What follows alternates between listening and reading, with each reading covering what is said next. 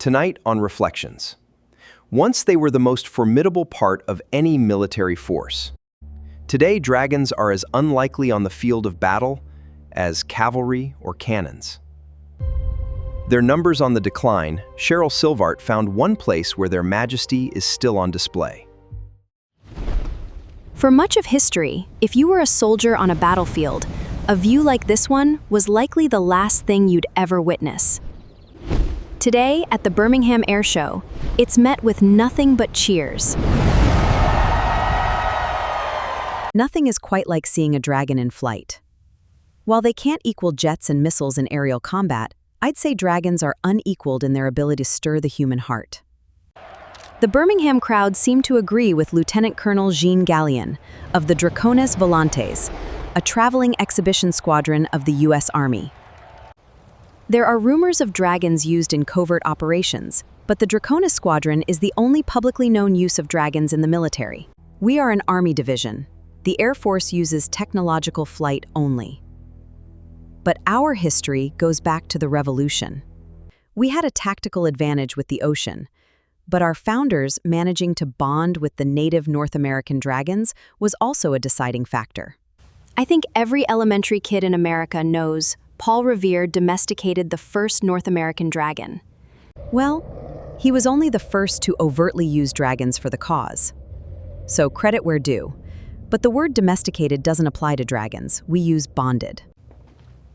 I know dragon riders prefer their terminology, but isn't that semantic hair-splitting? Are there not wild dragons and domesticated? Well, domesticated means an animal has been bred to live beside humans. Dragons aren't even what we'd call tamed. The bonded ones have entered into a partnership with an individual human. Cooperation is regularly negotiated. Though, as humans have more complex motivations than dragons, I'll admit we often hold a little more sway. So you're saying you and your dragon talk to each other? Not talk, per se. We share emotions, imagery, concepts. Science can't explain it, but dragon telepathy has been demonstrated consistently across testing. I've also heard that, like bumblebees, draconic flight can't be explained by science. They are too heavy, insufficient wingspans, and so forth. You're half right. Science explains bumblebee flight just fine. But science has to use its most dreaded term for draconic flight. It's magic. Magic.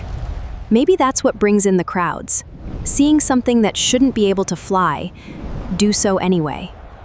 Or perhaps it is the sense of living history. Bonding dragons decided whether you were victor or defeated, colonizer or colonized. Or, as draconic critics would say, they separated the haves and the have-nots. But that challenge may have driven change.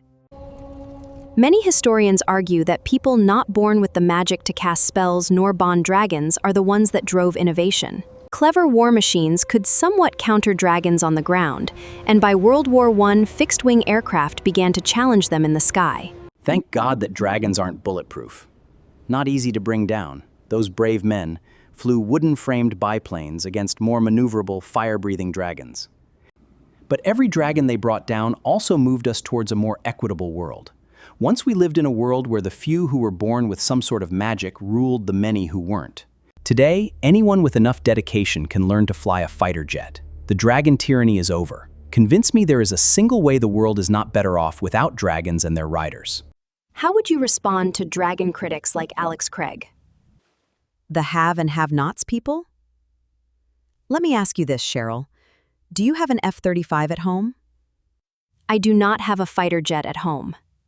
Even if I could afford it, it probably wouldn't fit in my garage. The world will always consist of have and have-nots. Anyone trying to tell you otherwise are secretly happy about who the current haves are.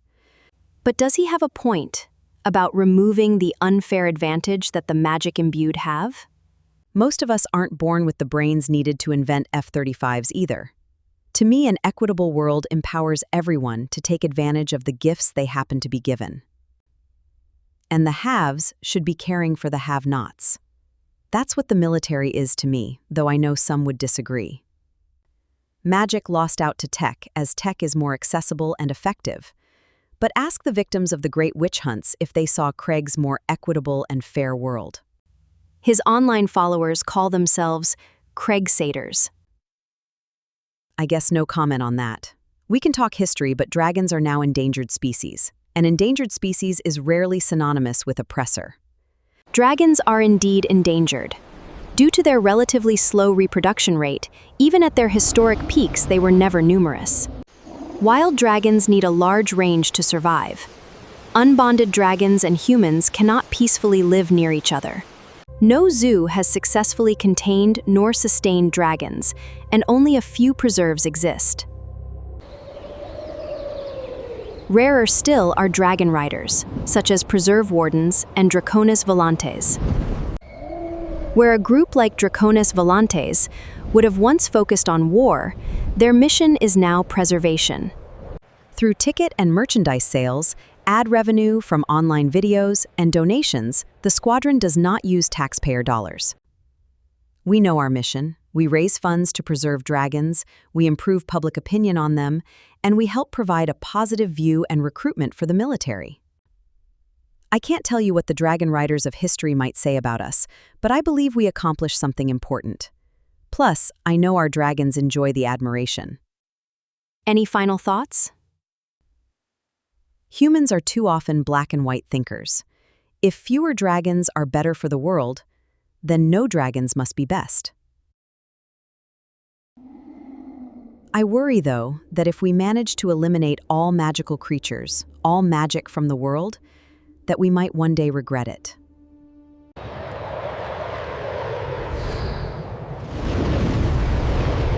I want to be a dragon rider one day. Cheryl Silvart, reporting for Reflections.